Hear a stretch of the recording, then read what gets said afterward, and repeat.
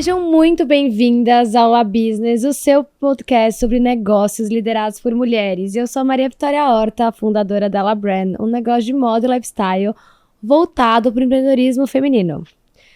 Pessoal, convido vocês para seguirem a gente aqui no canal do YouTube, no Spotify, nas nossas redes sociais, @lab.business, labrand.shop e Maria Vitória Horta. Ative as notificações para ficarem por dentro de todas as informações, todas as novidades aqui do La Business.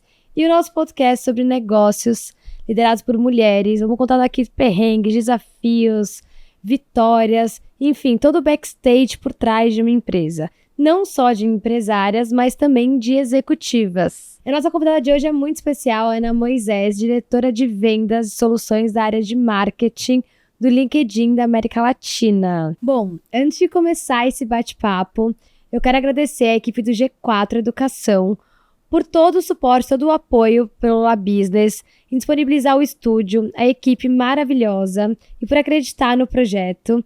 E eles deixaram um presente para vocês no QR Code aqui na tela ou no descritivo do vídeo. Você tem acesso a 7 dias gratuitos do G4 Skills, uma plataforma para desenvolver os seus colaboradores, trazer uma equipe mais produtiva para o seu negócio, que com certeza vai fazer a diferença. Então aproveitem esse presente e escaneiem o QR Code aqui na tela. Ana, seja muito bem-vinda, muito obrigada por estar participando desse bate-papo aqui com a gente no La Business. É um prazer estar com você e conhecer mais um pouquinho sobre quem é a Ana por trás de todo o negócio. Muito obrigada, o prazer é todo meu. Ana, me conta um pouquinho sobre a sua área no LinkedIn, né? Eu te apresentei como diretora de vendas da área de soluções de marketing do LinkedIn da América Latina. Como funciona essa área? O que é essa área de diretora? A área de Market Solutions, ou de soluções de marketing, na verdade, é a área de publicidade.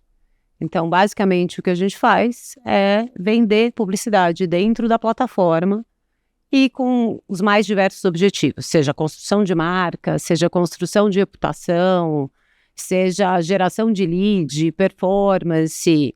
A gente trabalha também a questão da marca empregadora dentro da plataforma. Então, assim, as empresas têm uma série de objetivos como marca. Então, assim, que vai desde vender, desde se estabelecer como uma marca forte e até como uma marca que pode atrair talentos. Então, é isso. Na verdade, é um nome diferente para dizer que a gente vende publicidade. Vou aprofundar um pouco sobre esse assunto de marketing, mas antes, uma curiosidade sobre a Ana gestora. Sobre a minha carreira, vai. Sobre a sua carreira. Eu trabalhei fazendo Kaizen em chão de fábrica. Então, melhoria contínua em linha de produção. E acho que uma das minhas experiências mais insólitas foi fazer numa fábrica de caixão nos Estados Unidos. E era uma fábrica inteirinha de caixão. Foi bem no começo da sua carreira? Foi. Como que foi isso? Como que você entrou nessa fábrica? Como foi isso? Então, na verdade, eu aceitei a posição de ser a pessoa responsável pelo escritório no Brasil. E uma das atividades era, você tinha que, durante uma semana, você fazia Kaizen em diferentes fábricas. Então, eu fiz Kaizen em fábrica que fazia cama hospitalar, e nessa que faz caixão. E aí você descobre que tem todo tipo de caixão. Tem caixão com caixinha de música nos Estados Unidos. São diferentes dos nossos caixões. Os nossos caixões no Brasil são todos mais ou menos iguais. Não, lá você tem caixões temáticos. Personalizados. Então, assim, eu confesso que no começo gera um certo estranhamento, mas é tão bizarro que até depois de meia hora, 40 minutos, você fala, entendi. E assim, acho que é a maior fábrica de caixão dos Estados Unidos. E lá você trabalhou com a parte de publicidade? Não. Eu fazia consultoria em chão de fábrica, que era basicamente o quê? Você pega uma linha de produção, então, do começo da confecção do caixão até o final, e o objetivo é você medir tempos e movimentos e conseguir reduzir o tempo de produção. Então, o objetivo é produzir em menos tempo com menos gente. Então, assim, eu diria que essa foi uma experiência, e eu fiz Kaizen em várias outras fábricas, fiz em forjaria, em fábrica de escapamento, Então, assim, é uma consultoria que está ligada à Shinjutsu, que é a empresa que desenvolveu o sistema Toyota de produção. Então, era uma experiência muito interessante, porque vinham os japoneses e a gente escolhia as linhas de produção, a gente tinha um time, e aí, realmente, no final de uma semana, muitas vezes você tinha melhorado a eficiência do processo daquela linha, sei lá, em 50%, 60%, economizando gente, economizando tempo. Então, essa é uma coisa que eu acho que a maioria das pessoas não sabe. E em que momento você decidiu sair dessa empresa, migrar para a área de publicidade? Como que foi esse processo do começo da carreira? Então, na verdade, o que acontece é que eu tinha um super amigo que tinha feito faculdade comigo, que tinha tido em 97, 98, uma provedora de internet. E ele chamava os amigos no final de semana, porque ele fazia uma promoção na TV, no Google Liberato. E o Google anunciava que os primeiros 100 que telefonassem iam receber uma senha para instalar a internet no computador deles. E, obviamente, falou que era quando você fala que é de graça, que é grátis, as pessoas ligavam. Por que não, né? Por que não? As pessoas nem sabiam do que se tratava. Mas eu quero, mas era de graça, eu quero. Internet, você conseguia prover acesso de internet com um monte de caixinha de modem, muito provavelmente com muito menos capacidade do que a gente tem hoje em casa. E ele convocava os amigos e a gente ia para o escritório do pai dele e a gente tinha que atender o telefone durante umas 3 horas, porque todo mundo ligava no 0800 que o Google tinha dado. E o objetivo era perguntar: você tem computador em casa? Você sabe o que é internet? Me dá seu telefone. Então, você tinha que atender o maior número de pessoas, anotar esses dados e depois você ligava para eles para tentar vender o kit de instalação de internet e o provimento de internet. E, obviamente, ele acaba vendendo o negócio dele para uma grande provedora de internet. Na época, acho que era até não sei nem se era Nutec ou já era ZAS, que depois vira a Terra. Ele vai para o Terra e ele começa a desenvolver um projeto, porque ele tinha ido para uma empresa nos Estados Unidos que chamava Cluster, e tinha descoberto que as pessoas, do ponto de vista de comportamento, podiam ser agrupadas em até, sei lá, não lembro agora se 5, 7 perfis. E ele fala: eu vou montar um site e eu vou começar a fazer joguinhos, vou fazer quizzes, vou fazer perguntas, e eu vou juntar todas essas informações num grande banco de dados. E aí eu vou mostrar publicidade personalizada para elas, que é o behavioral targeting, provavelmente de hoje. E aí ele fala: vem trabalhar comigo. Eu falei: não, Rogério, não sei nem o que você está falando, não sei nem o que é internet. E aí ele xerocava umas folhas ele xerocava um livro que explicava o que era internet, como é que tinha surgido o www. Ele falava: lê e a gente conversa. E aí eu ia para casa dele e a gente conversava horas. Ele falava: vem trabalhar comigo. Eu falei: Rogério, você nem está falando. Eu falei: Rogério, eu tenho um emprego. Eu falei: Rogério, você é empreendedor, né? Ele tinha tido um paintball que não tinha dado certo. Ele tinha vendido. Eu falei: esse negócio não vai dar certo, eu vou ficar desempregada. Eu tenho um filho para criar. Eu falei: não vou. Aí ele chega uma hora, vira e fala assim para mim: tá bom, eu consegui um investidor. Ele falou: então você vem trabalhar comigo e, se não der certo, eu pago o teu salário por 1 ano ou até você arrumar outro emprego. Eu falei: mas a internet é o futuro. Nós estamos falando de 99. Ele falou: você vem? Eu falei: vou, mas vou fazer o quê? Não vem, quando você chegar aqui a gente decide o que a gente vai fazer. Eu falei: tá bom. Fui. Ainda ele falou para mim: vou te colocar como sócia da empresa, vou te colocar como diretora de marketing. Eu falei: não, diretora de vendas, vou te colocar como diretora de... Eu falei: não tenho nem idade para ser diretora de vendas e quero ser sócia de nada. CLT, carteira assinada, né, super medrosa. Uma segurança, queria estar segura da isso, eu falei: você vai me colocar como gerente de marketing. Ele falou: tá bom, Ana.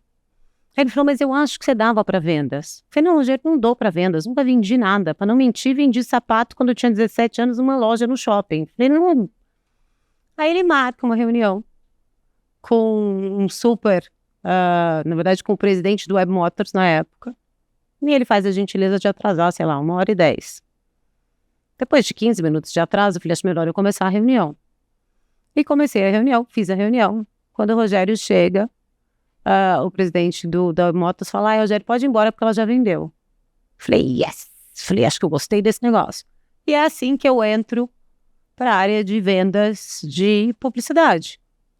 Até então, a minha carreira eu tinha me formado em administração, eu trabalhava em planejamento estratégico de marketing na Dun & Bradstreet, que era uma empresa de informações comerciais, fui para essa de Kaizen, que era uma consultoria, e obviamente nunca tinha pensado nem em trabalhar com vendas, nem em trabalhar com internet, nem nada disso.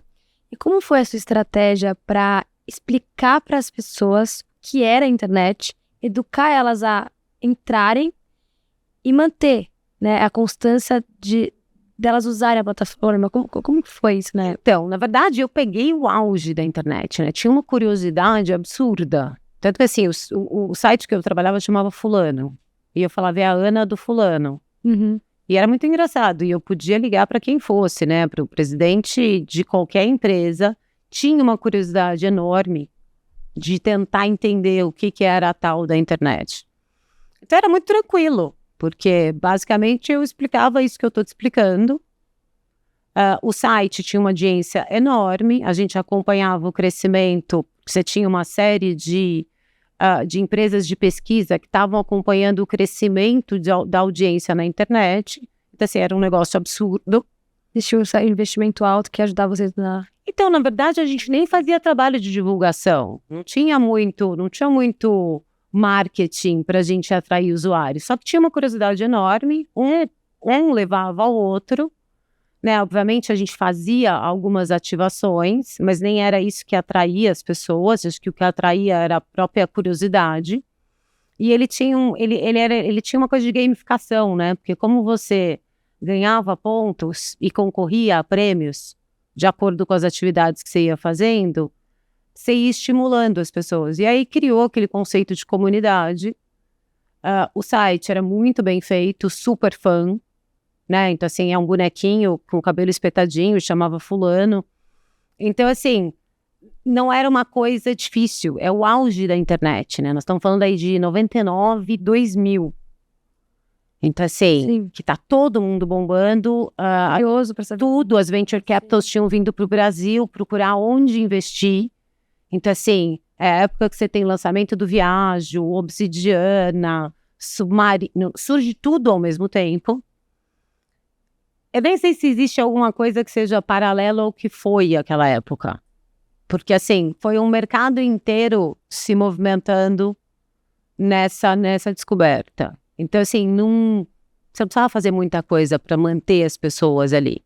Sim, sim. E aí... Depois você ficou um tempo e foi para o MSN. Eu fiquei 2 anos lá, e aí estoura a bolha. Não sei se você lembra disso, você é nova, em algum momento estoura a bolha. A hora que estoura a bolha é a hora que todo mundo fala. Por quê? Porque você tinha, todos esses sites, ou todas essas plataformas que estavam no Brasil, tinham vindo com muito investimento. Tinham vindo com investimento de venture capital. E era assim, você comprava audiência, né? Na maioria dos casos, você estava comprando audiência. Não interessava se dava lucro. O que interessava é que, assim, quem chegaria mais longe seria aquele que conseguisse ter mais audiência mais rápido.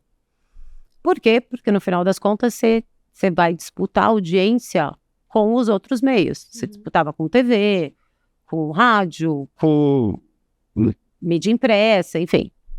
E, obviamente, que chega uma hora que os investidores começam a falar, bom, mas esse negócio precisa começar a dar lucro. Sim, ser sustentável. Né? Então, vamos começar a fechar a torneirinha. E é quando estoura a bolha da internet, que todo mundo fala, gente, já foi um dinheirão enorme para essa tal de internet, agora está na hora desse negócio. E aí o Rogério, e obviamente eu era CLT, né? Os outros, a maioria dos outros diretores eram sócios. Sim. E aí ele fala para mim, Ana, a gente precisa dar uma segurada. Eu falei, então, no meu caso dá para segurar nada, né? Tipo assim, não dá para segurar. E aí foi muito engraçado porque o MSN, que na verdade é da Microsoft, estava abrindo o MSN no Brasil. Então estava abrindo o portal MSN. Você tinha o Messenger, que era o MSN Messenger, que concorria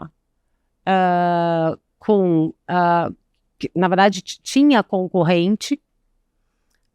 Em termos de conteúdo, a gente tinha também, na época, acho que não era ainda Terra, acho que chamava ZAS, você tinha IG, você tinha UOL, enfim. E aí eles resolvem trazer a operação para o Brasil, e eles me chamam para saber se eu não quero abrir a área de vendas de mídia digital do MSN.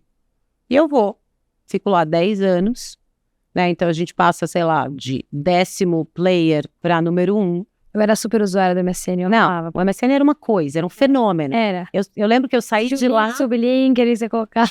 Eu saí de lá, tinha 34 milhões de usuários. Não, você tem um crescimento absurdo. Absurdo. Tá fora. Absurdo. Pra você ter uma ideia, o ICQ tinha 1 milhão de usuários quando eu cheguei lá. E o MSN Messenger tinha 100 mil usuários. Muito expressivo. Sim. E isso estamos falando só do MSN Messenger. Fora o portal. Eu não lembro agora, mas assim, o número de usuários únicos por dia era um negócio assim, bizarro. Tinha lista de espera de anunciante para comprar a diária da homepage. Tinha fila de espera para comprar aquelas tabzinhas que você tinha dentro do MSN Messenger. Assim, foi um fenômeno. Um fenômeno. E foi assim, foi uma fase muito, muito divertida. Porque acho que foi uma fase que estavam todas as empresas descobrindo como trabalhar esse usuário no mundo digital. Então foi super interessante. Mas eu falei, bom, agora acho que está na hora de eu fazer uma movimentação, porque eu estava lá há 10 anos. E eu tinha muita curiosidade de ir para uma empresa que o core dela fosse internet, né? Porque assim, a Microsoft tem vários outros negócios e o principal negócio dela nunca foi publicidade. Sim. A gente ia muito bem, a gente crescia pra caramba, mas continua sendo... o negócio continua sendo Windows, o negócio continua sendo Office, agora é Cloud com Azure. Então, assim, publicidade era uma coisa meio paralela, apesar de ser super rentável. E aí, eu resolvo que eu vou pro Yahoo. O Yahoo já não estava no seu auge, mas o Yahoo tinha inventado a internet, né? Então, assim, o Yahoo, para quem não sabe, tinha inventado busca. E a única coisa que eu não sabia de mídia digital era busca. Você queria se desafiar num novo negócio. Porque, na verdade, o Yahoo era quem vendia no Brasil a busca da Microsoft, o Bing. Então, era o único produto que eu não tinha para vender quando eu estava no MSN. E eu falei, tá aí, eu quero aprender uma coisa nova. Tinha uma complexidade, porque a busca tem uma complexidade, e eu vou para lá. E para minha surpresa, o Yahoo foi super inovador nesses 4 anos que eu fiquei lá, porque ele realmente, assim, eu lembro que foi a primeira vez que você ouviu falar de native ads, né? Então, é o ad que entrava no meio da notícia. E assim, o Yahoo tinha essa característica de ser muito inovador em termos de... Eles lançavam registravam não sei quantas mil patentes por ano. Então, foi muito divertido. E aí veio o desafio de ir pro LinkedIn. E eu lembro que na época eu fiquei até meio insegura, né? Porque eu falei, de novo, o LinkedIn também, o core dele também não era publicidade, né? Então, assim, o que a gente até então, o LinkedIn era sei lá, a gente chama de job board, eu nem sei como é que se traduz isso para o português, mas ele era uma grande vitrine para você conseguir emprego. Era isso que era. E eles tinham um desafio de tentar fazer a área de publicidade acontecer no Brasil. E eu tinha trabalhado com o fundador do LinkedIn aqui no Brasil, na Microsoft, que é o Oswaldo Barbosa de Oliveira. E ele falou, você não quer vir me ajudar com essa área? E eu falei, mas o que vocês vendem, né? Que eu não tô entendendo, né? Tipo assim, o que eu vou vender aí, né? Uma plataforma que é uma vitrine. E que eu não conseguia entender muito como é que eu ia fazer para as pessoas estar... Sim. Até porque, assim, não tinha meio que formato, né? Não tinha nada. E aí é muito engraçado, porque eu vou para lá... E assim, em termos de faturamento, o faturamento era desse tamanho. E eu vinha de um faturamento gigantesco de publicidade no Yahoo. E aí fico meio assim, mando e-mail para algumas pessoas no mercado e pergunto, olha, o que vocês acham se eu fizer uma movimentação para ir para o LinkedIn? E aí todos disseram, vai, é uma empresa super sólida, eles são super confiáveis, acho que eles têm um futuro, o que até me surpreendeu, e assim, eu falei com gente realmente muito experiente do mercado para saber, eu falei, como é que você vai ver essa minha movimentação? E eu fui. E é muito engraçado, porque o LinkedIn tinha acabado de lançar o post patrocinado, né? É o formato, ou seja, mal tinha formato para você vender. Sim. E aí foi muito divertido, porque é um super desafio, né? É muito mais B2B, né? Então vamos lá, a maior parte dos meus clientes, quando eu era MSN e Yahoo, tendiam a ser clientes de bem de consumo, né? Tá, Coca-Cola, sei lá, todas as operadoras de telefonia, todas as montadoras. Então, assim, era muito mais voltado para o universo para tentar impactar o consumidor. E no caso do LinkedIn, a grande força da plataforma era empresa vendendo para empresa. E aí você tinha um desafio extra. Porque se eu tinha, sei lá, 20 anos, 20 não, talvez se eu tinha 15 anos antes, tido que abrir o mercado no Brasil para explicar o que era internet, agora eu tinha que explicar para as empresas o que era o LinkedIn. E mais do que isso, ensinar para empresas que estavam acostumadas a fazer comunicação, marketing B2B, em evento, em feira. Como é que você convence, né, essa pessoa de marketing que, além dela fazer a feira, que ela convida todos os clientes dela, que ela poderia fazer um anúncio comigo, que é um post patrocinado, segmentado exatamente para a audiência. Então, foi um desafio. Primeiro que as pessoas falam assim, mas você vende publicidade? Aonde tem publicidade no LinkedIn que eu nunca vi? E é muito curioso, porque até hoje eu me deparo com pessoas que falam, mas aonde tem publicidade? Como que eu faço para fazer publicidade lá? Como que funciona? Então, as pessoas nem perguntam como é que faz, elas acham que não tem, elas partem do princípio que não tem. E aí você tem que mostrar onde é que está a publicidade, e acho que esse é o grande mérito da plataforma, né?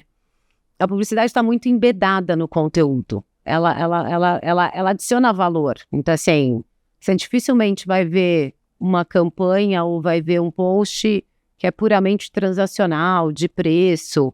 Então, ele realmente fica embedado no conteúdo. Ele fica a ponto das pessoas acharem que aquilo não é publicidade, que você não está vendendo publicidade.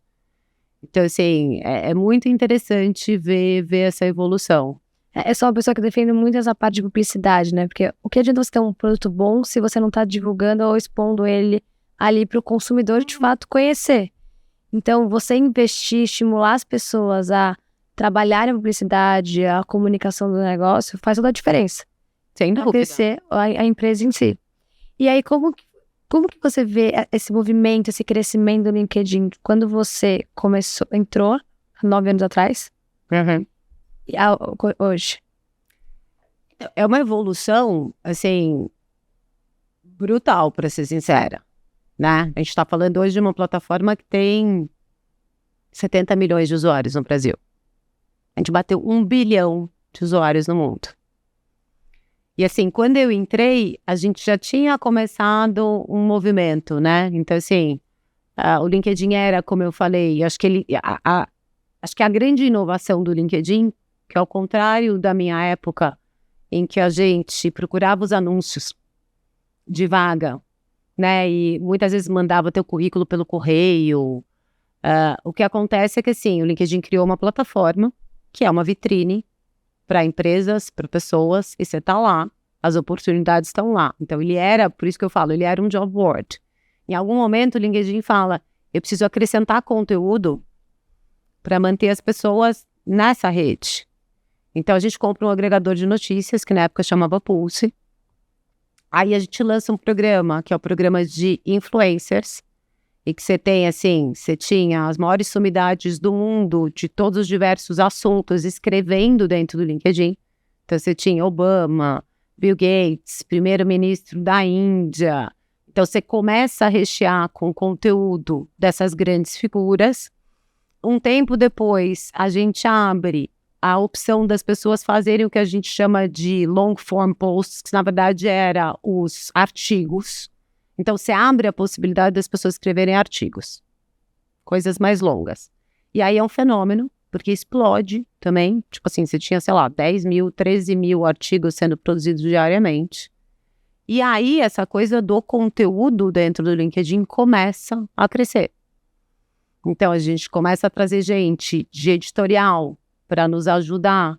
Então, tem os destaques, as notícias que são destaques. Você começa a criar as listas de top voices, né? Então, assim, primeiro você faz uma lista de top voice. Sim, que eu ia te fazer. Primeiro você faz uma lista de top voices, que é uma lista por ano. Aí depois você começa a criar listas por especialidade. Por quê? Porque as pessoas estão sempre querendo, na verdade, buscar referências. Então, assim, quem é uma pessoa que é uma autoridade naquele assunto?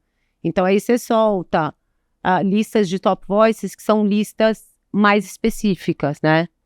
E o fato é que hoje a gente tem um empenho enorme em desenvolver os creators, os criadores de conteúdo, né?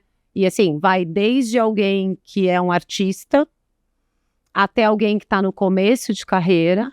Então, a ideia é como é que você traz para dentro da plataforma todos esses conteúdos para que você consiga inspirar as pessoas, informar as pessoas, desenvolver as pessoas. Sim, como você controla esse conteúdo de qualidade? Porque nas redes sociais as pessoas se sentem muito especialistas daquilo que ela está falando e às vezes não é. Como que vocês fazem esse filtro, esse gerenciamento dentro da plataforma? Então, na verdade, a gente criou um programa de creators, no qual, obviamente, a gente deu uma série de orientações para os criadores de conteúdo, mas é uma rede e as pessoas podem criar e publicar o conteúdo que elas quiserem. Sim. A verdade, eu acho que o que referencia se o conteúdo é bom ou não são as pessoas que estão em volta, né? Então, assim, E a audiência que está ali. É a audiência que está ali. Sim. Vamos lembrar que, assim, é uma audiência qualificada. Sim. É uma plataforma que se autorregula, né? Então, as pessoas estão lá com o objetivo de aprender, de compartilhar, de construir conexões. Então, assim, a relevância vem muito mais de qual é o impacto que você tem para aquela comunidade ou para aquelas pessoas que têm interesse no seu assunto. Então, acho que diferente de outras redes sociais, como a gente não se posiciona como uma rede social, a gente acaba tendo os próprios especialistas que estão ali validando o que aquela outra pessoa escreveu ou não. Então, assim, se eu olhar, o conteúdo é muito rico dentro da plataforma. Você tem um movimento que acontece já há alguns anos, mas que tem ficado mais evidente, que é as lideranças produzirem conteúdo. Então, assim, você tem muitos CEOs, diretores de grandes empresas, especializados em assuntos, que chegaram à conclusão que eles precisavam se posicionar dentro da plataforma. E acho que isso é uma coisa que acontece há já uns 4, 5 anos. A Edelman tem uma pesquisa que ela solta todo ano que chama Edelman Trust Barometer. E basicamente já há alguns anos que a gente fala, as pessoas confiam mais em pessoas do que em marcas. As pessoas confiam mais em marcas que estão presentes em redes sociais ou que estão abertas ao diálogo do que aquelas que estão só anunciando. E aí você começa a ver um movimento das marcas precisarem ter porta-vozes ou terem pessoas... Figura humana, né? Humanizar a marca. Sim. Então, assim, é uma das coisas que mais cresce, é isso. As marcas, durante a pandemia, a pesquisa cresce nesse sentido, inclusive dos decisores de negócios, dizendo que as lideranças das empresas precisavam se posicionar. E precisavam se posicionar diante de todos os assuntos. Ou seja, você espera que o líder de uma grande empresa tenha opinião a respeito das coisas. E ele precisa se posicionar, porque é isso que estabelece a reputação, o brand love, enfim. Então, você vai reparar que tem um movimento enorme nesse sentido de grandes executivos que na maioria das vezes não está presente em rede nenhuma, em nenhum lugar, e ele se dedica porque ele entende que ele tem um papel ali, não só com os funcionários dele, mas com todo o ecossistema, os clientes dele, os parceiros, ou seja, ele precisa ser vocal. Sim. É que a marca é algo fica muito distante ali para quem às vezes tá vendo aquela notícia, né, aquela informação. Então, você colocar a cara de alguém importante, você se identifica, você se inspira, você acredita naquela informação, né? Você tá olhando praticamente nos olhos daquelas pessoas, vendo que de fato ali existe uma pessoa por trás, não um robô que tá dando aquela informação. E eu vejo muito esse movimento realmente de grandes empresários começarem a vincular a marca com a sua imagem. Então, não é nem só empresários, às vezes são executivos mesmo, sabe? O executivo que está à frente da operação, ele pega para ele aquilo. Sim. Então, assim, é muito legal se você olhar o caso do Jerome, da Latam. Durante o processo de recuperação judicial deles, o Chapter 11 que eles abriram nos Estados Unidos, ele resolveu ser porta-voz dentro da plataforma. E aí ele não só falava de aviação, de curiosidades da aviação, como ele falava sobre o que estava sendo feito. Então, assim, é muito bacana você ver a evolução, inclusive no dia que ele faz o post finalmente comemorando que eles saíram do Chapter 11. Então, assim, é isso, você tinha... É muito engraçado que cria até uma proximidade tua com a marca, né? Sim. Você entra no avião e você fala, tudo bem, né? O Jerome tá olhando. Sim. Né? Ele deve ter olhado... Ele colocou a aeronave está com manutenção, certo, tá tudo certo, né? Qualquer coisa eu ligo pro Jerome. É muito engraçado isso, porque você se aproxima da marca por causa daquela pessoa.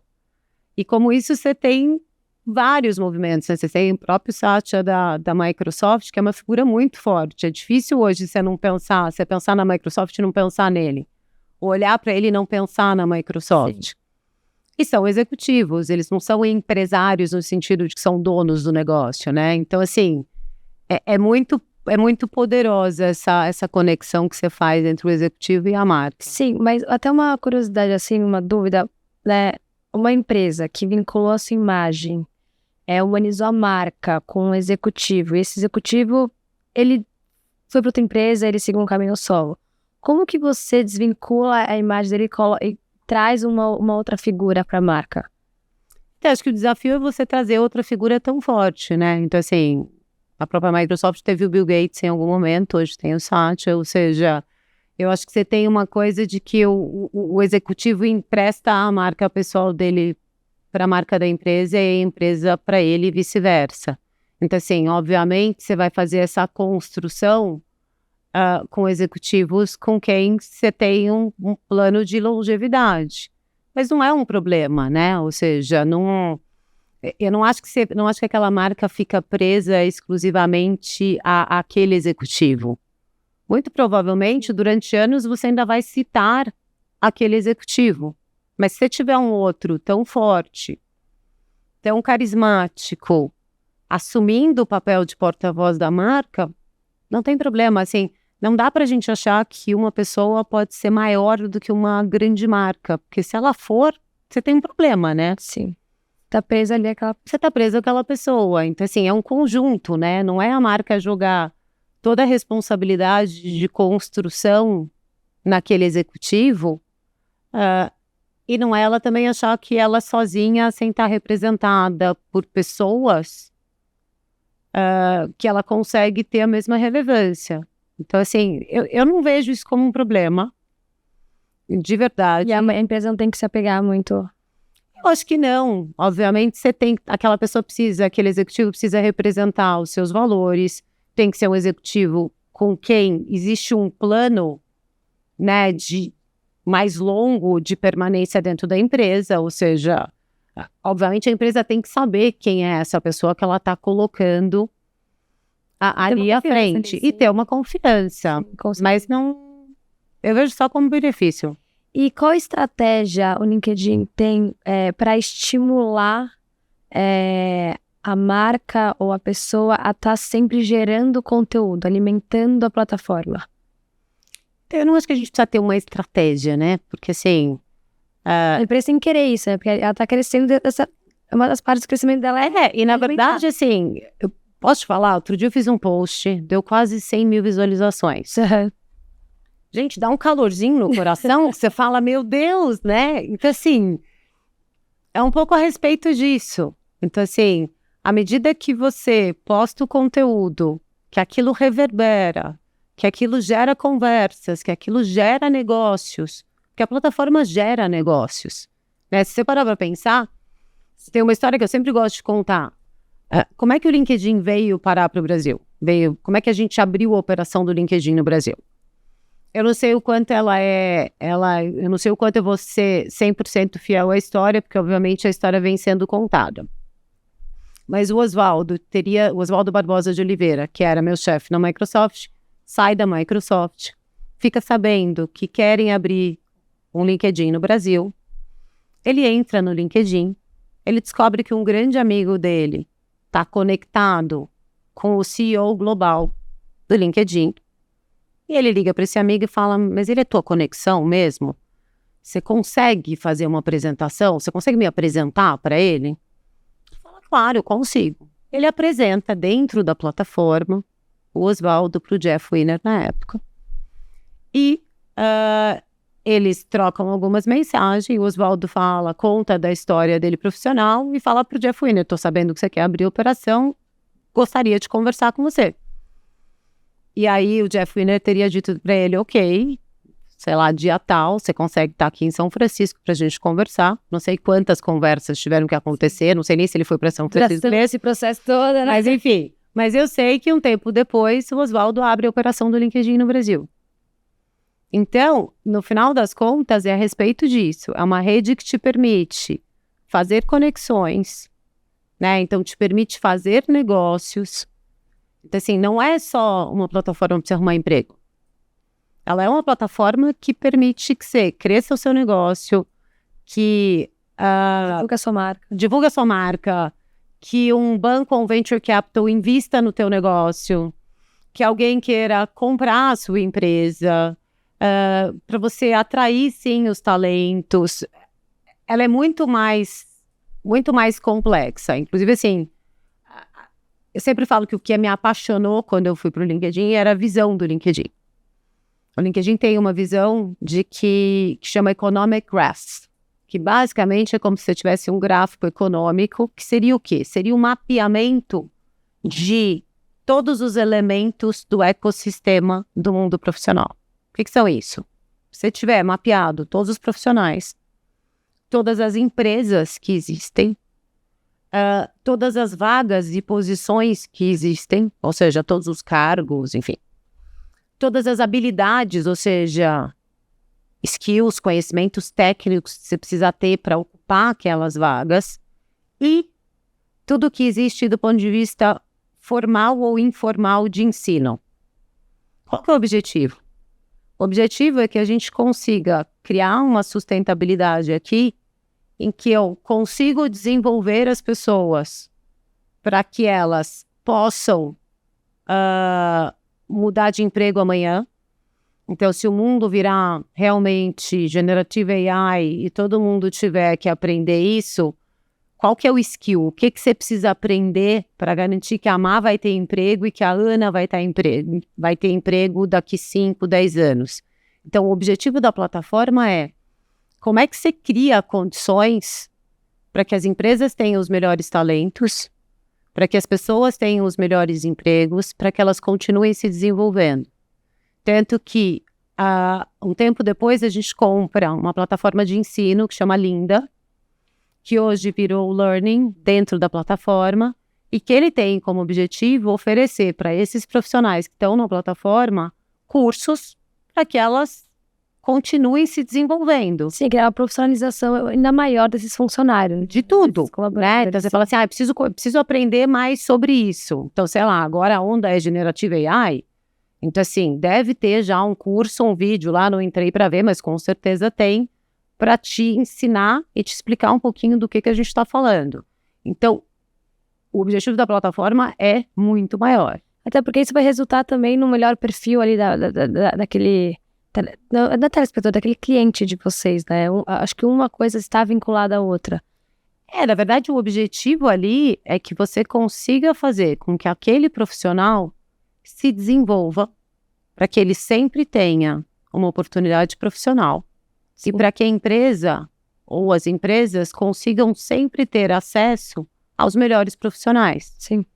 Ou aos profissionais que ela precisa. Na verdade, como é que você garante o ecossistema ali, né?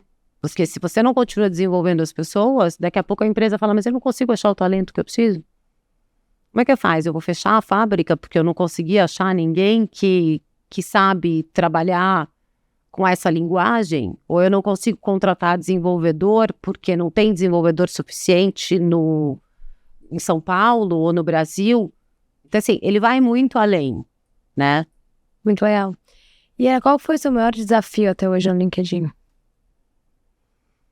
Qual foi o meu maior desafio? Acho que o maior desafio foi justamente falar de B2B, falar de publicidade digital para empresas que ainda não estavam suficientemente digitalizadas ou que achavam que não precisavam fazer mídia online ou comunicação digital para atrair clientes. Acho que esse foi o maior desafio.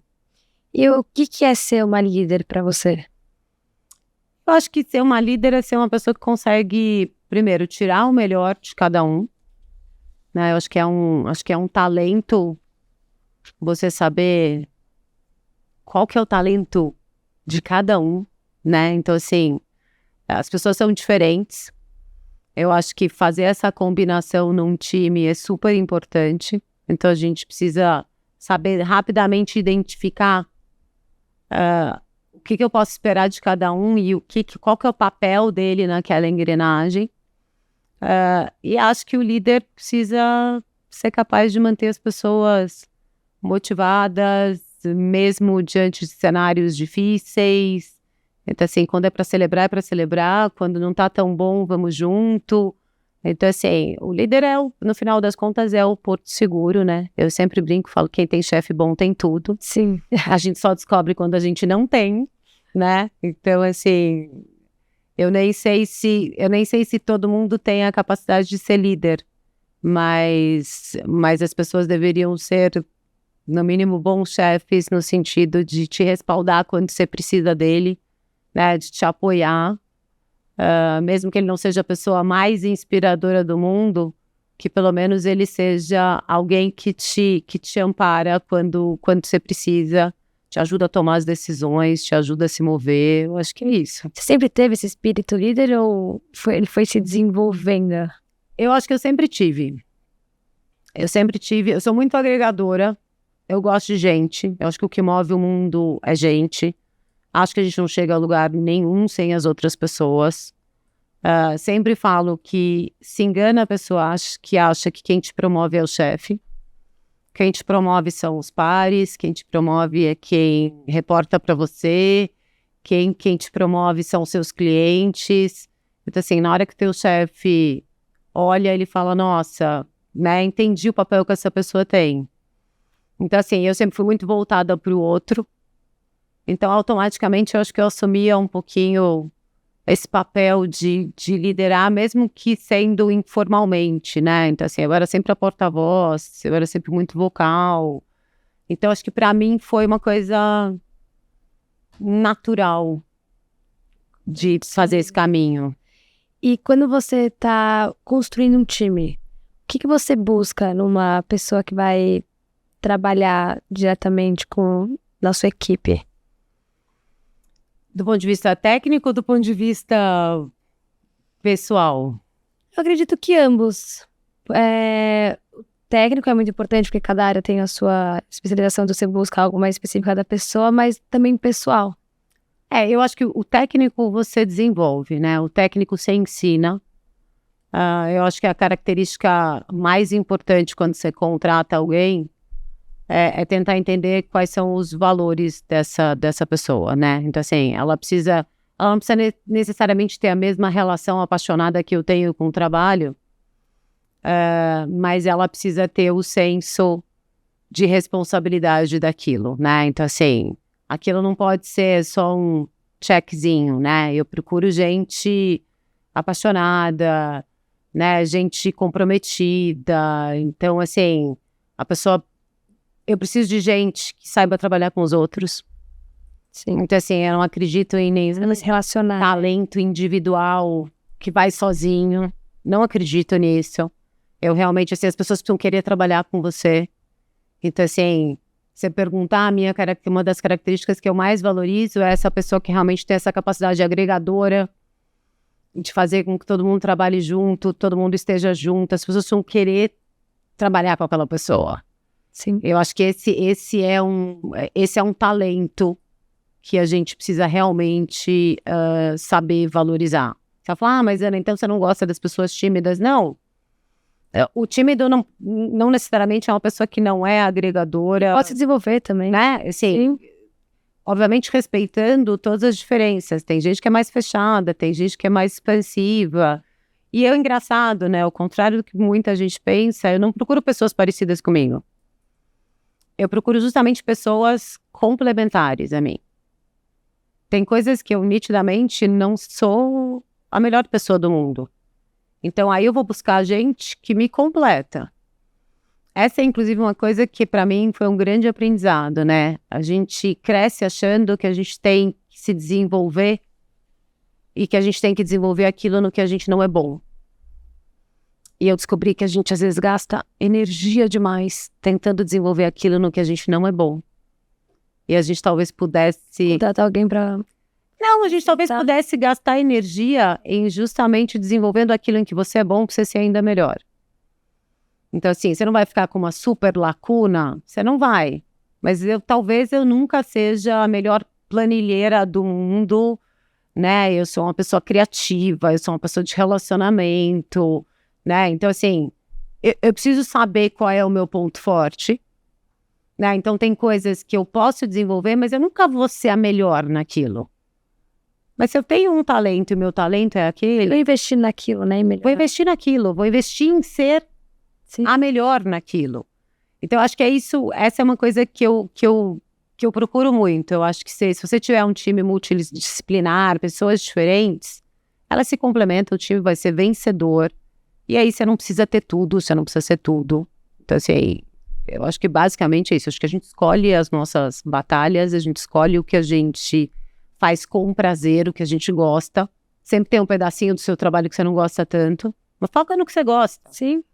Né? Eu tenho um filho de 28 anos e ele fala assim, nunca vi uma pessoa gostar tanto de trabalhar. Falei, mas me dá muita alegria, né? Me dá satisfação, conheço Eu tô gente... sofrendo, eu tô feliz, eu tô gostando. Tô feliz, eu conheço gente nova todo dia, eu aprendo alguma coisa nova, eu aprendo sobre um negócio novo todos os dias.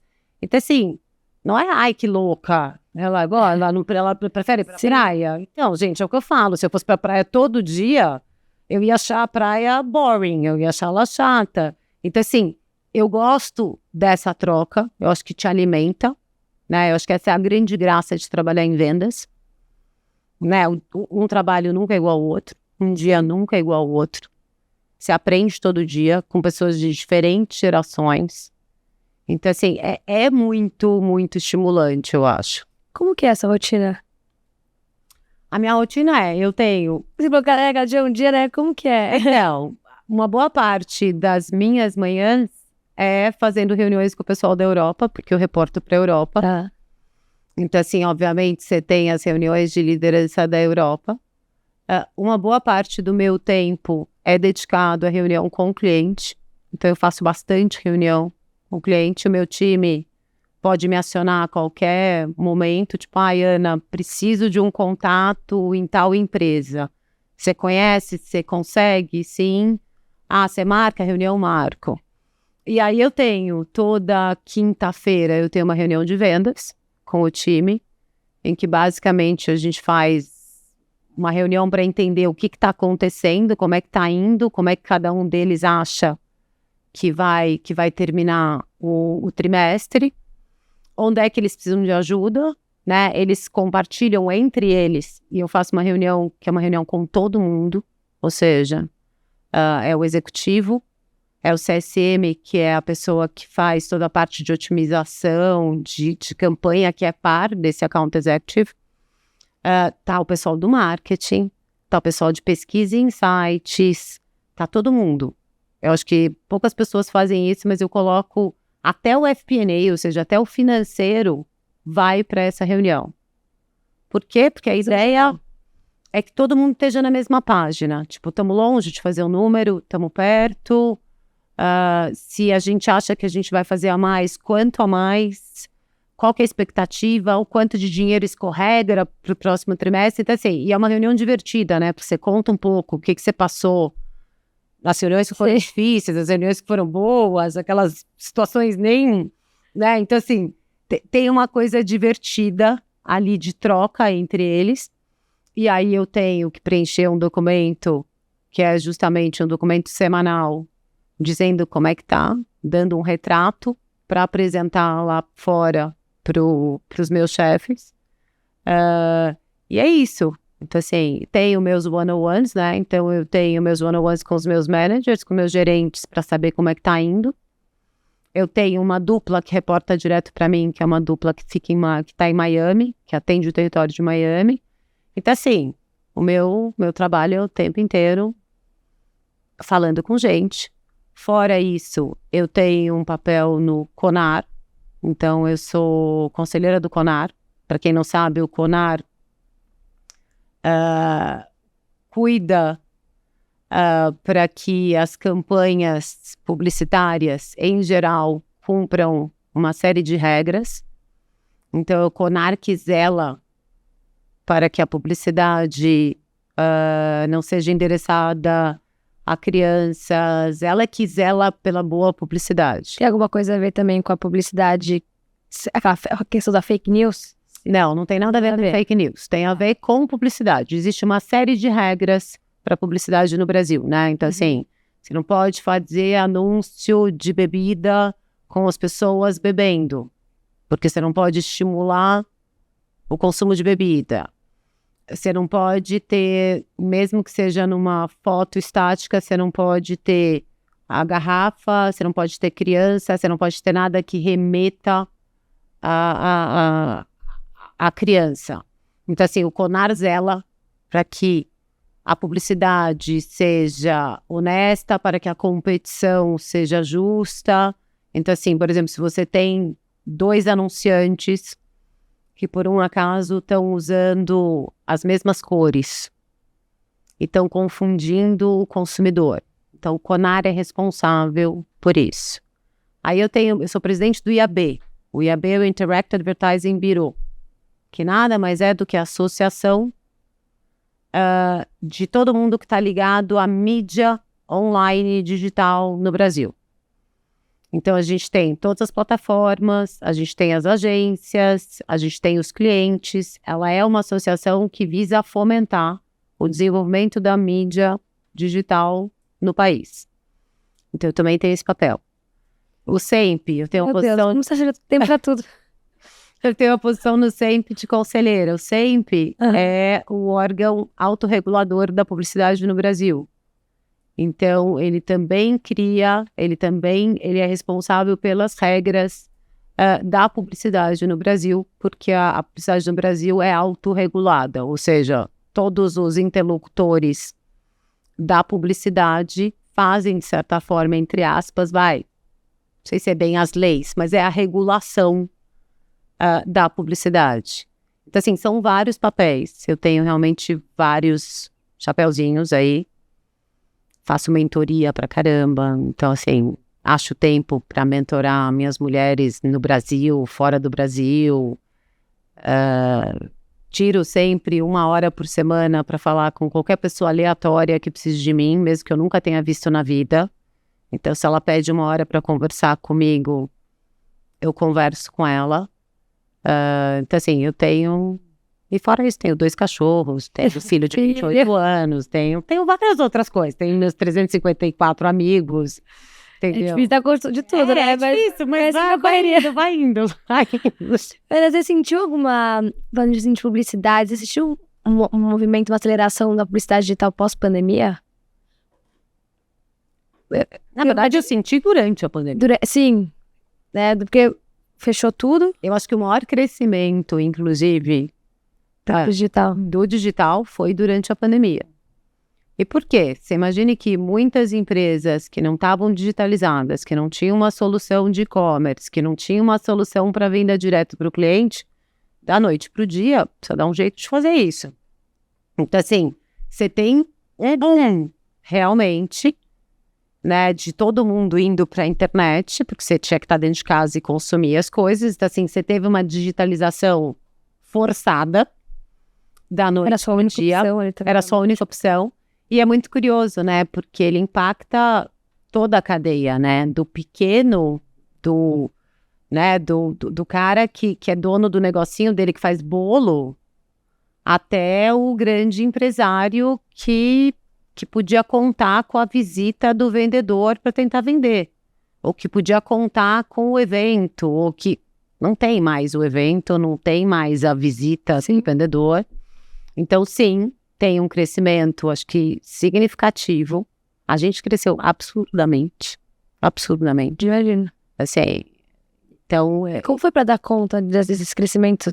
Então, eu acho que... Esperado, né? Então, Rápido. eu acho que é muito mais difícil para quem está precisando se digitalizar. No nosso caso, foi muito mais atender uma demanda que estava ali premente, né? Então, assim, quem já fazia um pouco só passa a fazer mais e acelera. Quem não estava fazendo, a gente teve que fazer um trabalho, obviamente, enorme, né? De ajudar. Então, assim, tinha uma série de lives para ajudar, para ensinar, para discutir o assunto. A gente faz uma coisa que a gente chama de Coffee Talks, né? Então, a gente faz sessões em que a gente convida uma série de pessoas que estão interessadas para saber como é que anuncia no LinkedIn. Então, assim, é um movimento natural. Vou te dizer que a gente trabalhou muito. Mas foi muito divertido, porque era divertido você começar a ver empresas que até então não faziam vendendo. Por exemplo, eu não sabia.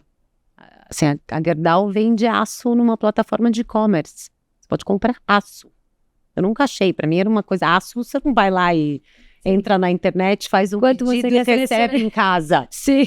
Né? Mas então, assim, é isso. Hoje você compra quase qualquer coisa pela internet.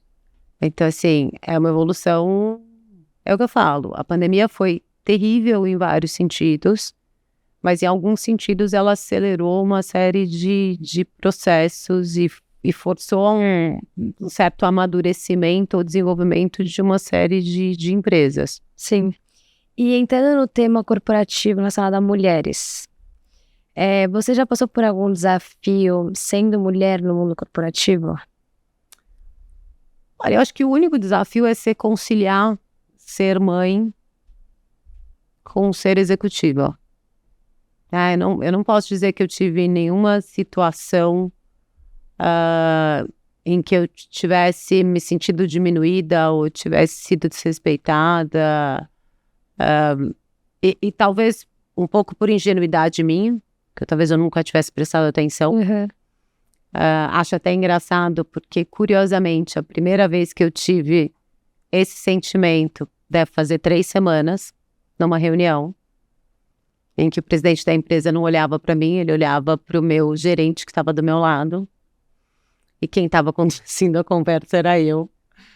E foi a primeira vez, nunca tinha acontecido. E nos mundos atuais, né? Mas nunca tinha acontecido na minha vida. Eu mentiria pra você se eu dissesse que eu tinha passado por isso antes, Má. Eu nunca tinha passado por isso.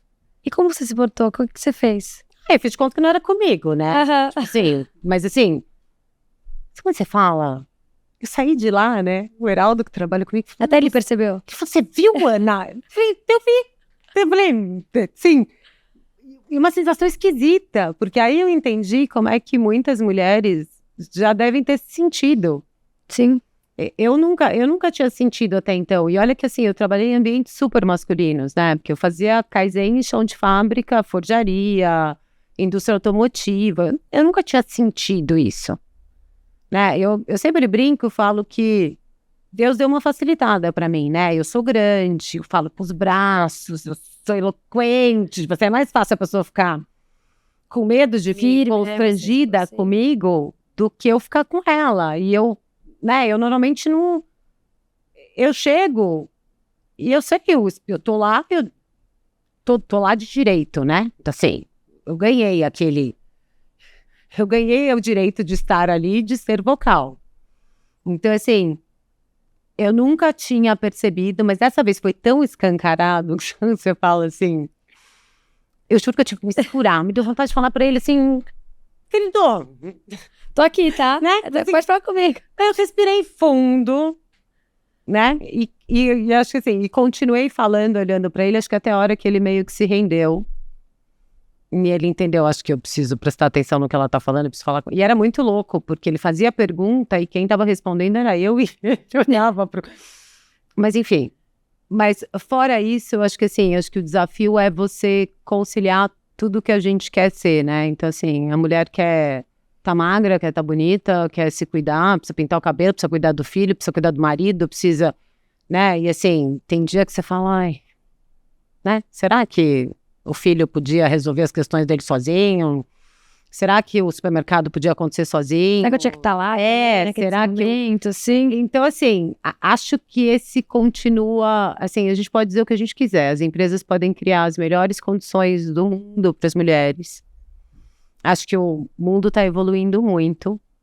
Mas a gente continua tendo muitos papéis, né?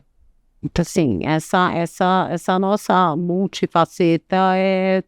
Eu não sei se tem alguma coisa que resolva isso. Ter um marido bacana que te ajuda, ou ter uma companheira ou um companheiro que te ajuda a dividir as tarefas.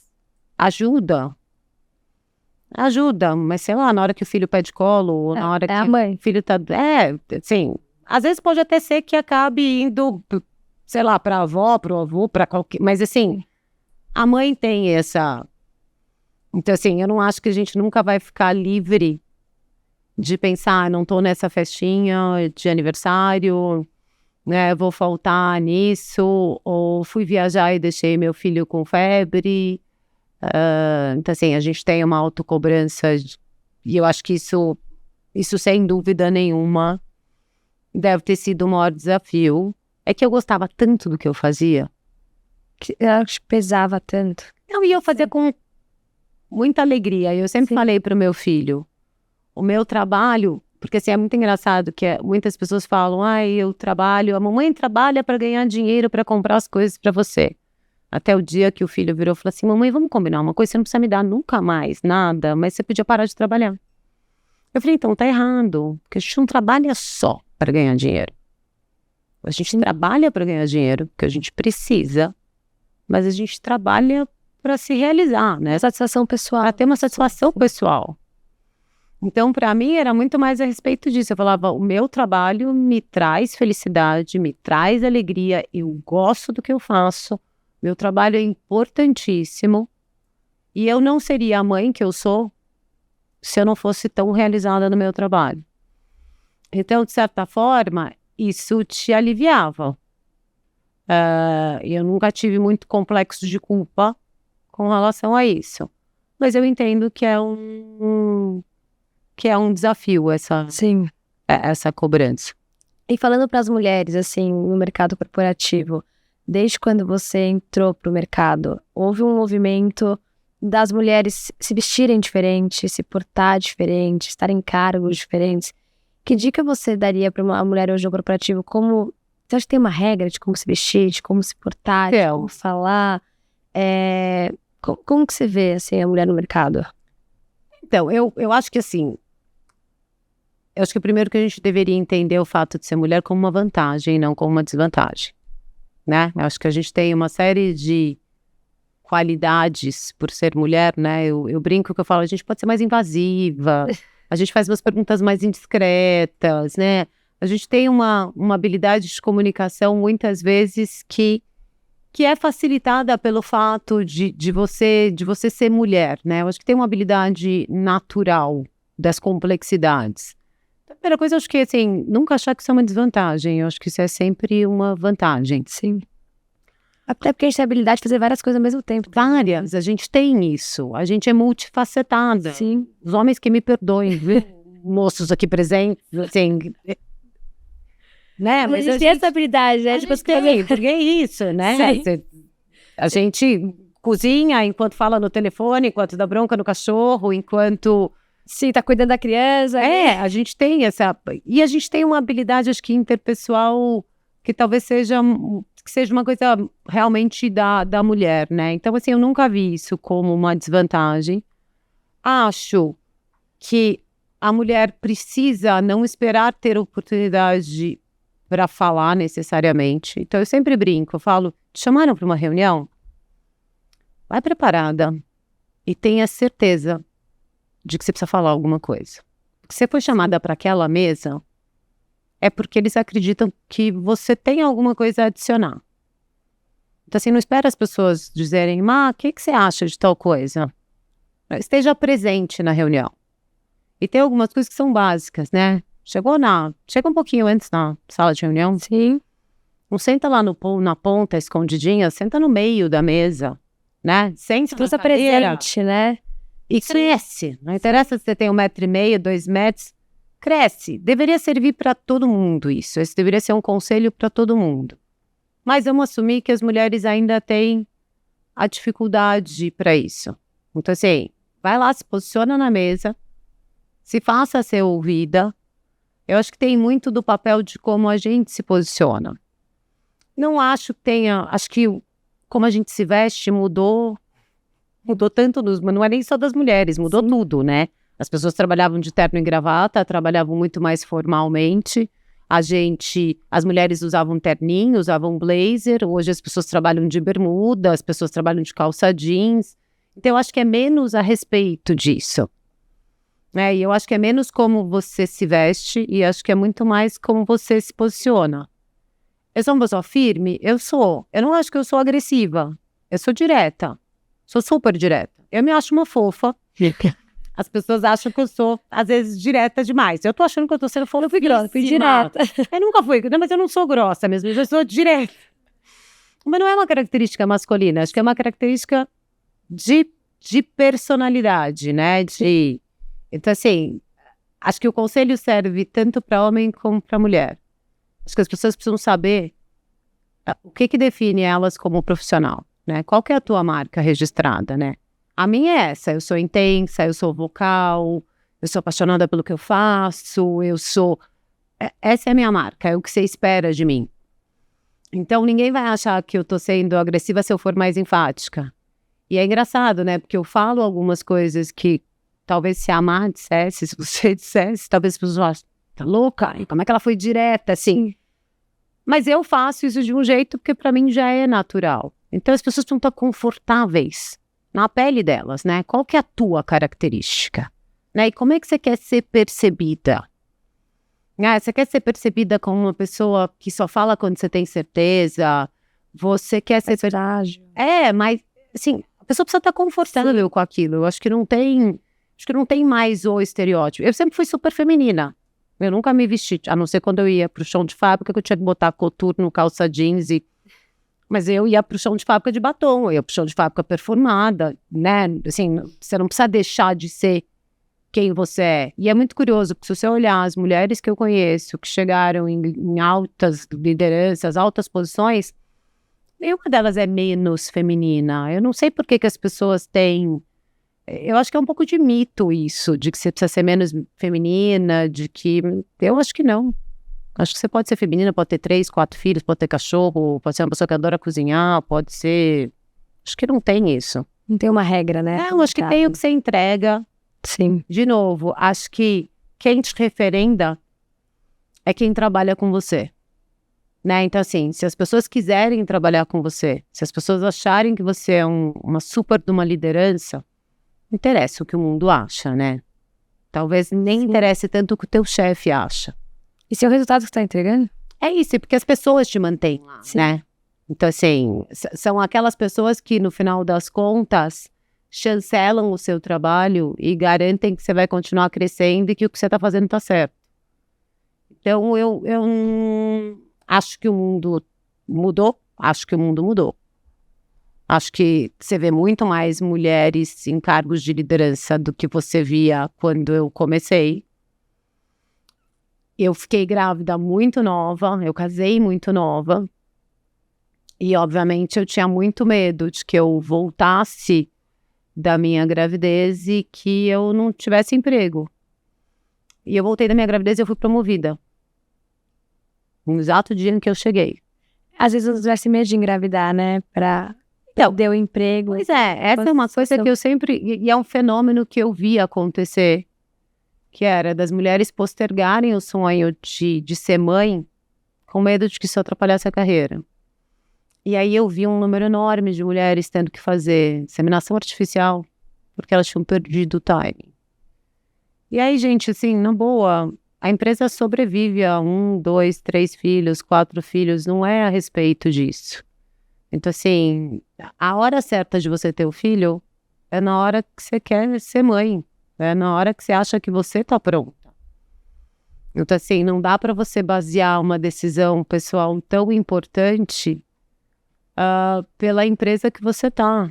Então, assim, e eu vou te dizer, me surpreenderia muito que as empresas não tivessem aprendido isso. Eu venho do mundo de tech, né? Então, assim, muito rapidamente as empresas começaram a ver que tinham mulheres que postergavam o sonho de ser mãe. Quando elas eram mães, quando elas se tornavam mães, dali a pouco elas desistiam da carreira. E aí as empresas de tech falaram, estamos perdendo pessoas talentosíssimas. E aí você começa a criar condições para que essas mulheres não desistam da carreira, porque elas acrescentam muito para aquela empresa. Então eu acho que o mundo realmente evoluiu nesse sentido, de entender que a empresa vai sobreviver. Tá cheio de empresa, inclusive, que tem plano de fazer cobertura da pessoa quando a pessoa sai de licença maternidade. Então tem times ali que, então assim, esse cobre uma licença maternidade, esse cobre, né? As empresas de tech começaram a estender a licença paternidade para que o homem também fique mais tempo, o que ajuda, né, essa mulher na divisão da responsabilidade e faz com que não seja tão absurdo você pensar, o homem vai tirar uma licença paternidade de 8 semanas, a mulher vai tirar de 16. Ok.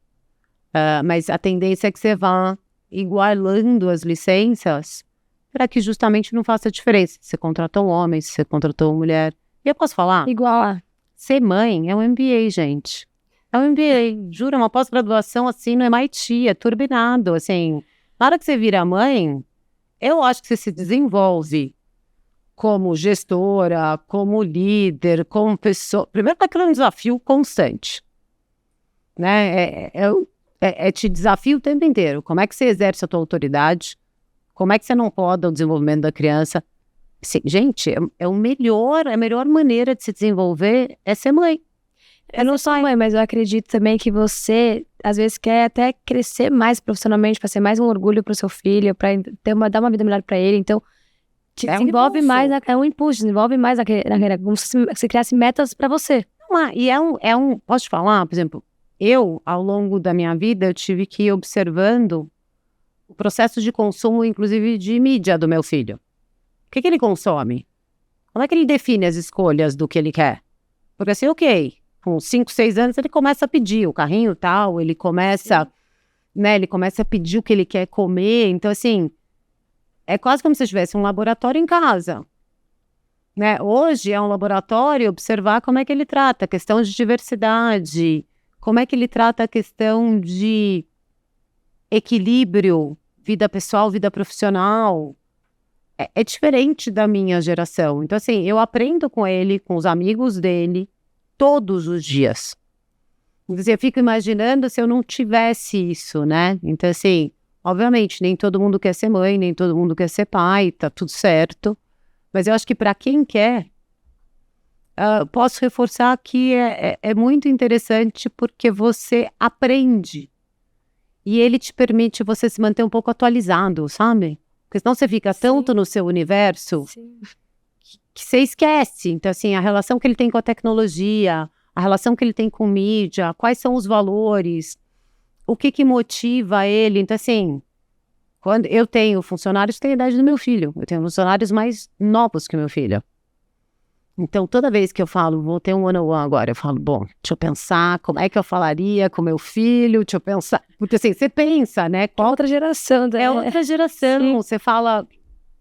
Recebe a informação de uma forma diferente. Diferente. Então, assim, eu acho que é tudo de bom. Eu sou uma entusiasta, adoro que meu time tenha filho. E é o que você falou também, o problema não é o filho, mas sim o resultado e a diferença que a pessoa faz ali na empresa, né? Então, se ela entrega aqueles resultados, se ela faz uma diferença, se você reconhece o profissional que a pessoa é, o problema não vai ser a gravidez.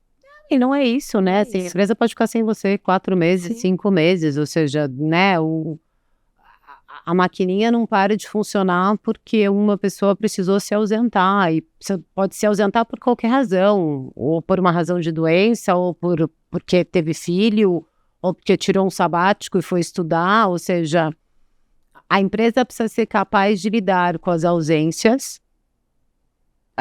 Tem que estar preparada para isso, estruturada para isso, sim. Então, assim, muito me entristece pensar que tem gente que adia planos pensando nisso.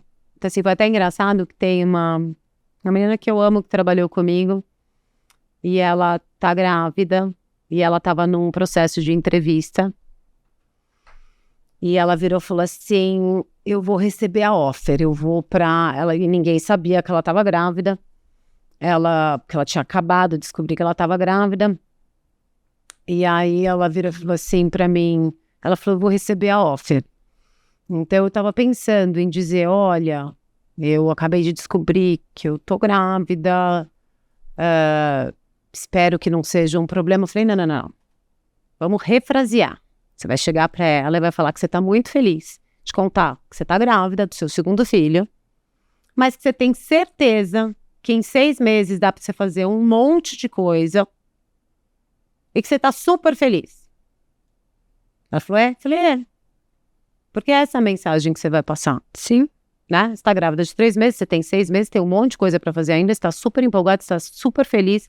Você não vai pedir desculpas porque você tá grávida. Então, assim, é a respeito disso, né? Sim, com certeza. E ela ficou super emocionada, porque a pessoa, a recrutadora, ficou felicíssima com a notícia. E, de novo, a gente reage ao outro um pouco na perspectiva do outro, né? Então, assim, talvez se ela tivesse chegado quase como pedindo desculpas por estar grávida, não sei qual teria sido exatamente a reação da recrutadora ou da pessoa que estava do outro lado. Mas na hora que ela chega tão feliz e tão segura de que isso não é um problema, a outra pessoa fala, realmente, acho que isso não é um problema. E não é. Não é. Eu acho que é assim que a gente deveria encarar. Tem, gente, continua tendo machismo, continua tendo preconceito, você sempre vai achar alguém que vai fazer uma piadinha boba, você sempre vai... A humanidade tem muito para evoluir ainda, né? E eu não sei se daqui 10, 15, 20 anos, se a gente ainda não vai continuar achando que tinha muito para evoluir. Então, assim, cada um faz a sua parte. Quando a gente precisar, a gente dá uma ensinadinha, a gente dá um toquezinho pro que o ser humano pode aprender. Mas eu acho que não tem que ser mais um grande fator, sabe? Sim, com certeza. E era voltando um ponto, o ponto de publicidade. Hoje, quem quer criar uma publicidade no LinkedIn, que dica você dá para ter uma publicidade certeira, assim, uma publicidade que a pessoa tá no caminho certo?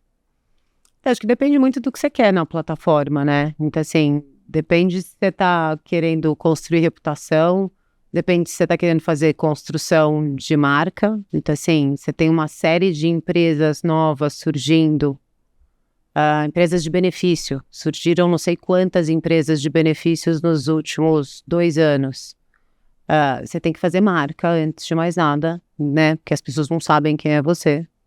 Você precisa fazer marca sempre, porque mesmo quando o teu consumidor ou as outras empresas sabem quem você é, você precisa lembrar quem você é. Acho que, assim, você precisa ter uma identidade visual. Então, é super importante que as marcas possam ser facilmente identificadas, né? Então, assim, você repara que as melhores propagandas, os melhores anúncios, ele usa sempre as mesmas cores, ele tem sempre um ícone que lembra ele. Então, assim, ele precisa ser facilmente reconhecido pelo teu consumidor, pelo teu cliente.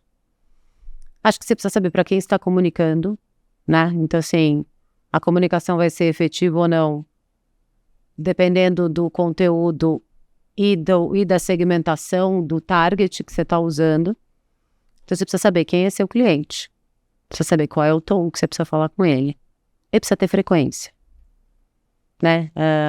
O Jeff Winner, que era o CEO global do LinkedIn, já falava: frequência gera consistência. Então, assim, a repetição da mensagem de maneiras diferentes, a frequência da sua marca aparecendo para uma pessoa é o que gera a consistência da percepção. Então é isso, não adianta fazer, faz e sai, sabe? E aí sai... Uma vez, não deu certo, não mais fazer. É isso, precisa ter constância, precisa ter frequência, né? Você precisa entender qual que é o teu ciclo, quanto tempo demora para você impactar o ciclo de processo de decisão, demora quanto tempo? 12 meses? 18 meses? Você acha que você vai fazer 15 dias de campanha e vai resolver? Então, assim, como tudo na vida, acho que você tem que saber qual é teu objetivo, quem que é a tua audiência e trabalhar com consistência. Acho que é isso. E para humanizar a marca também, como atrair a marca, como aproximar a marca para o cliente? Então, eu acho que você tem marcas que fazem isso com mais facilidade, né? Tem marcas que são mais fáceis de serem humanizadas, mas é uma coisa engraçada, né? Porque quando você pensa em B2B, todo mundo fala, B2B é um negócio chato, não pode ter emoção, não pode ter humor. E o LinkedIn tem uma coisa que chama B2B Institute, que é uma turma de acadêmicos que estuda o universo B2B. E uma das conclusões, por exemplo, é que usar humor funciona muito. Então, assim, as pessoas lembram mais das marcas que usam humor. Emoção. Então, mesmo quando você está vendendo uma solução de tecnologia, você está vendendo um software de gestão, na hora que você coloca elementos de emoção, as pessoas conectam com a marca. Então, assim, você tem até uma coisa engraçada, a Salesforce tem aquele bonequinho que simboliza a Salesforce. Parece que aquele bonequinho foi criado pelos desenvolvedores que pensaram, como é que a gente faz o Salesforce ser representado por uma imagem? E era um bonequinho que representa o Salesforce porque ele conecta a empresa com o seu cliente. Então, um pouco é a respeito disso, né? Quando você fala da humanização da marca, é como é que você usa símbolos ou como é que você faz para ela se aproximar da sua realidade, né? Então, assim, a Microsoft muitas vezes faz isso. Ela vai falar do software e ela fala do software em como o software muda a sua vida. E ela mostra um exemplo de como ele está mudando a sua vida. Então, eu acho que isso é humanizar. Como é que você cria a conexão com aquele produto ou com aquela empresa. Algumas coisas são mais fáceis, com outras são menos, mas... Sim. Eu tô finalizando aqui, mas eu ainda quero fazer algumas perguntas rápidas, como dica mesmo, assim, de uso do LinkedIn. Como fazer a conexão certa com outro usuário, com a marca? Então, primeiro que não é um concurso de popularidade, né? Então, assim, você precisa dedicar um tempo para construir a sua rede. Significa, você vai sentar lá e falar quem é importante para mim nesse mercado. Quem são as pessoas que eu conheço? Então, por exemplo, ontem à noite eu fui num jantar de CMOs. E aí eu falei, conecta comigo no LinkedIn. A gente tinha conversado, a pessoa conectou, eu mandei uma mensagem, falei, vamos marcar para tomar um café. Então, assim, é isso, você está construindo conexões.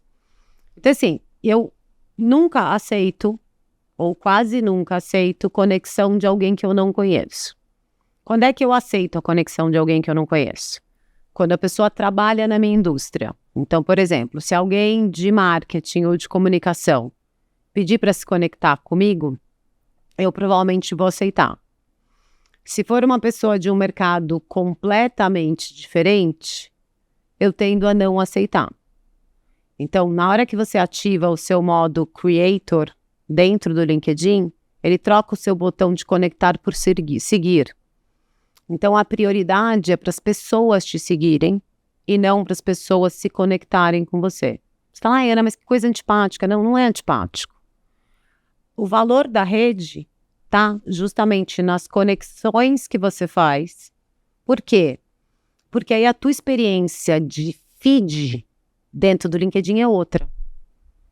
Então, assim, se de repente você começa a ver umas coisas que não te interessam, tudo bem, de gente super bacana, mas de outro mercado, você fala, então, eu não quero ouvir falar disso. Eu não quero ler sobre isso. Eu quero ler sobre tecnologia, sobre publicidade, sobre comunicação.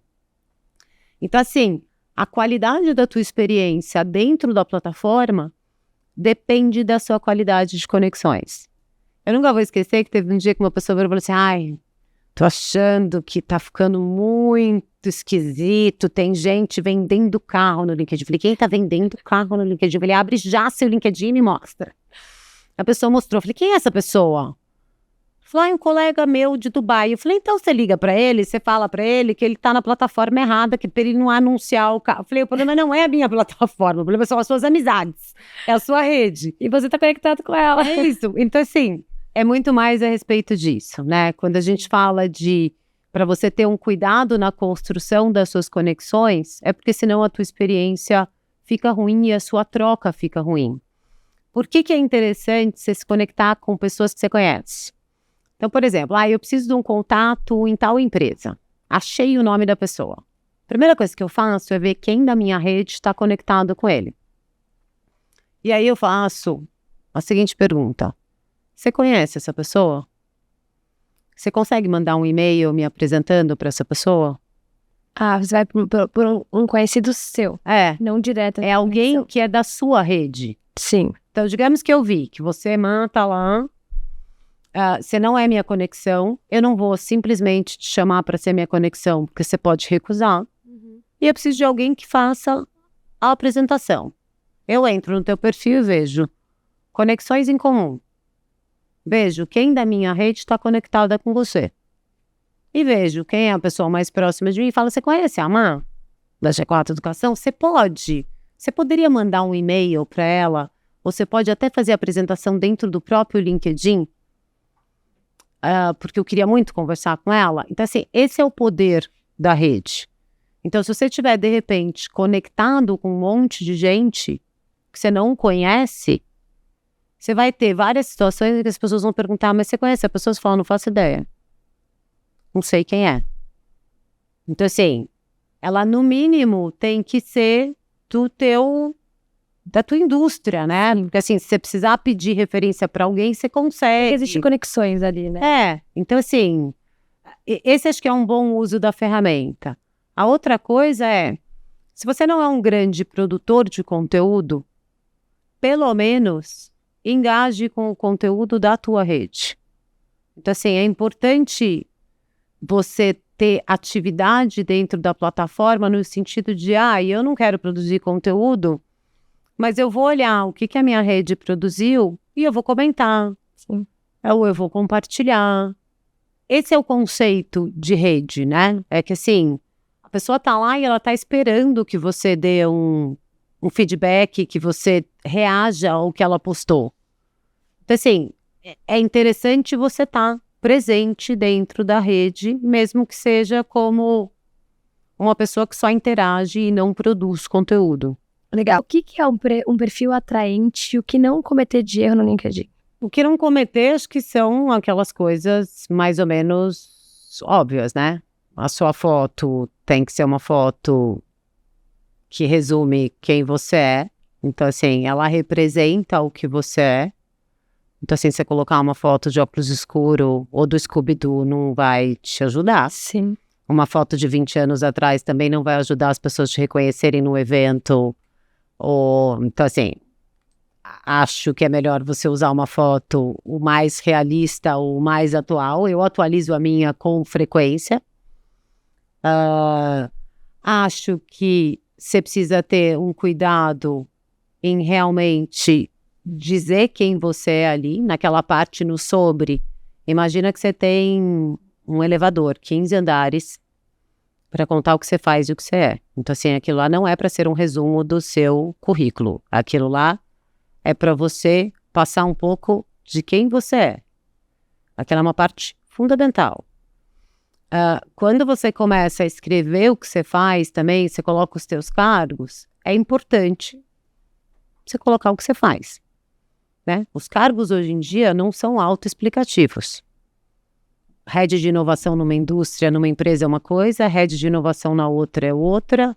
É isso, as pessoas veem que eu sou diretora de Marketing Solutions, elas acham que eu sou diretora de marketing. Elas mandam mensagem para mim achando que eu tenho budget para anunciar. Então, ao contrário, eu vendo publicidade. Então, assim, você precisa explicar o que você faz, né? Se você não é uma pessoa que produz muito conteúdo, mas se você puder colocar ali como destaque uma entrevista que você deu, aquilo diz muito a respeito de quem você é. Lembrando que, assim, a maioria das pessoas hoje, quando vai para uma reunião, a primeira coisa que ela faz, ela entra no buscador, ela põe o seu nome. A gente está super bem indexado. Se você tiver perfil, tem uma chance enorme de que o primeiro link é o do teu perfil para o LinkedIn. E a pessoa vai entrar e ela vai tentar saber um pouco sobre quem é você, onde você estudou, que interesse que você tem. Ela vai ver com quem você está conectada, essa é outra coisa. Por que é importante você escolher as suas conexões? Porque as pessoas entendem um pouco quem você é dentro daquela indústria, se elas não te conhecem, pelas pessoas com quem você está conectada. Então, assim, tem várias coisas que você pode colocar no seu perfil que vão ajudar você a se posicionar. Então, assim, ele é um facilitador para fazer negócios, para arrumar emprego, para uma série de coisas. Então, assim, é difícil resumir, né, o que é um... Então, uma regra, né? Não tem uma regra, porque é isso, assim, tem gente que é super criativa, tem gente que explica de maneira criativa, inclusive qual é o cargo. Então, assim, em vez de falar, eu sou diretora de publicidade, a pessoa coloca ajudando clientes e empresas a atingir a sua audiência correta. Sim. Tem uns que são mais criativos que os outros. O importante é que você esteja presente, é que você entre lá com uma frequência para ver quem pediu conexão, que você veja o que as pessoas estão compartilhando, porque é uma forma de se atualizar e de manter esse relacionamento dentro da indústria fluindo, e precisa ir atualizando. Mudou de cargo?